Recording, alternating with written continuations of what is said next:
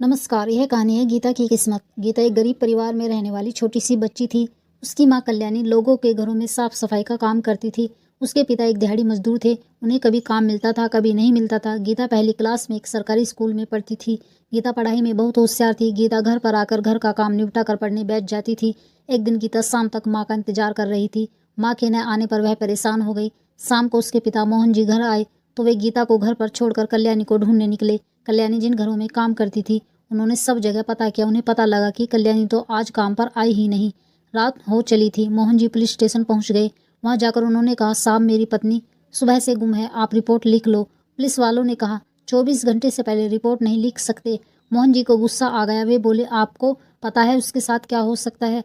आप रिपोर्ट लिखो और मेरे साथ उसे ढूंढने चलो। पुलिस वाले ने उन्हें उल्टा सीधा बोलकर भगा दिया। निराश होकर वे घर आ गए। घर आकर उन्होंने देखा गीता बैठी रो रही थी। मोहन जी फटाफट बाजार गए और गीता के लिए खाना लाए। गीता ने थोड़ा सा खाना खाया और सो गई। इधर मोहन जी इधर उधर भटकते रहे, लेकिन कल्याणी का कहीं कुछ पता नहीं लगा था। सुबह जब गीता की आंख खुली तो उसके घर के बाहर भीड़ लगी हुई थी। सामने सफ़ेद कपड़ा ओढ़े उसकी माँ लेटी हुई थी। उनका सिर ढका हुआ था। गीता को कुछ समझ नहीं आया। पास ही में मोहन जी खड़े रो रहे थे। तभी गीता की चाची ने उसे अपने से लिपटा लिया और बोली, बेटी तेरी माँ हम सबको छोड़कर चली गई। गीता का दिल धक से बैठ गया। उसकी आंखों से आंसू बहने लगे। वह रोती हुई माँ से लिपट गई। उठो नैमा, उठो, देखो रात को तुमने मेरे लिए खाना भी नहीं बनाया। गीता की चाची उसे संभालने की कोशिश कर रही थी। कुछ देर बाद गीता रोते रोते बेहोश सी हो गई। उसे सब कुछ दिख रहा था, लेकिन अब उसे होश नहीं था। कुछ देर में उसकी माँ को अंतिम संस्कार के लिए ले गए। गीता अब गुमसुम रहने लगी थी। वह किसी से ज़्यादा बात नहीं करती थी। एक दिन मोहन जी ने गीता से कहा, बेटी कल्याणी तो अब वापस नहीं आएंगी। तू और मैं ही रह गए हैं। तू चिंता मत कर, मैं तेरा अच्छे से ख्याल रखूंगा। इसी तरह समय बीत रहा था। गीता अब घर के काम निपटाने लगी थी। एक दिन गीता मंदिर जा रही थी।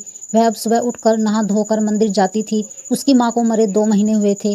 वह अब माँ के सारे काम करने लगी थी। उसकी माँ मंदिर जाती थी, इसलिए वह उनकी जगह मंदिर जाने लगी।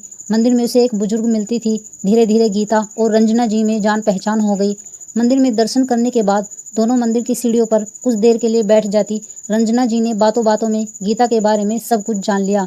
एक दिन मोहन जी घर पर ही थे। उनका काम छूट गया था। वे इसी उलझन में थे कि अब क्या करेंगे। तभी गीता अंदर आई और बोली, पापा देखो कौन आया है। मोहन जी ने देखा तो बाहर एक चमचमाती कार खड़ी थी। उसमें से एक औरत उतरकर उनके घर की ओर आ रही थी। महंगे कपड़े जेवर पहने हुए। मोहन जी ने इशारे से गीता से पूछा। गीता ने बताया, अरे पापा ये वही रंजना जी हैं जिनके बारे में मैंने आपको बताया था।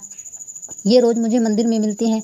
आज ये घर आने के लिए कहने लगी तो मैं इन्हें घर ले आई। मोहन जी ने उनका हाथ जोड़कर स्वागत किया और बोले, मालकिन आपने क्यों कष्ट किया?